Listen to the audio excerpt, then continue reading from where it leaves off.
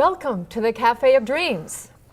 Today we have a very special master mentor who has dropped by the cafe to speak with us. One of my friends and my personal master mentor, Les Brown. Thank you. Welcome to the Cafe of Dreams, Les. It's a pleasure to be here. I'm so glad that I have the opportunity to spend some time with you, and thank you for the work that you're doing, exposing people to methods and techniques and how they can live their dreams. Absolutely. How they can live their dreams is exactly what the Cafe of Dreams is all about.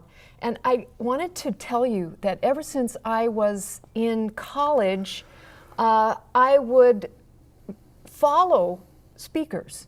And one of my early favorites, and I know that you'll know these gentlemen, were Norman Vincent Peale and Zig Ziglar. Yes. And at the time, I remember hearing about you, Les, and for me to be here in the Cafe of Dreams with you is such an honor and pleasure. I just want to thank you so much. Well, it's a pleasure. I headlined with Zig Ziglar and Dr. Norman Vincent Peale several times over the years. They were the icons and the giants in the industry. They don't make them like that anymore. Well, yes, they do, and here you are. Well, thank you so much. I received that. You know, my patrons always love hearing how our master mentors got where they are. And I was wondering if you would today really just give us an idea of how did you do this? You came from such humble roots, and you are an international speaker, star, radio, TV hosts. You absolutely have changed millions of people's lives, transformed them at depth. You really have been instrumental in taking your message and helping others to help change the world. How did that happen? It required a lot of help. and people, you know, one of the things I say often when I'm introduced, the fact that when I look at where I am now and where I came from, when I hear the scripture, eye has not seen, ear has not heard, nor is in the heart of mankind what God has in store for you.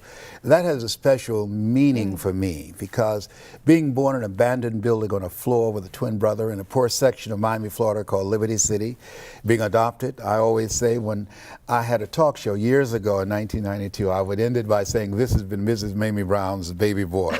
I often quote Abraham Lincoln. That's right. She adopted us. That God took me out of my biological mother's womb and placed me in the heart of my adopted mother. And so when I look at my life, because of her love, because of her example of hard work, and because of her faith, when I was in 5th grade, I was labeled educable mentally retarded and put back from the 5th grade to the 4th grade, failed again when I was in the 8th grade. But because of my mother and this individual, Mr. Leroy Washington, that I had the opportunity to eulogize him 3 months ago. They called him the great communicator. I was in his class one day, and he said, "Young man, go to the board and work this problem out for me." I said, "Sir, I can't do that." He says, "Why not?" I'm not one of your students." He said, "Look at me." I said, "Yes, sir. Go to the board and work the problem out anyhow." I said, "I can't, sir." And then the other students started laughing, saying, "He's Leslie. He's got a twin brother. His twin brother's smart. He's Leslie. He's DT. What's DT? He's the dumb twin." And I said, "I am, sir." And he came from behind his desk and he looked at me, Lynn, and he said, "Don't you ever say that again. Someone's opinion of you does not have to become your reality." And I love that. That one sentence, it is like when he spoke it, it broke a spell. That one sentence spoken, and as he looked at me, it shattered what I call my private voice on how I saw myself, because how we live our lives is a result of the story we believe about ourselves. And when he spoke, he destroyed that story and caused me to step out of that. The incorrect story. Yes, and caused me to create a new story for myself. And I believe that we all have the power to do that. What was this gentleman's name? Leroy Washington. He Yes. was one of your early... He was a high school teacher. I met him when I was the 11th grade. I was never one of his students because when you're in special education, you have to be mainstream. So I was never mainstream.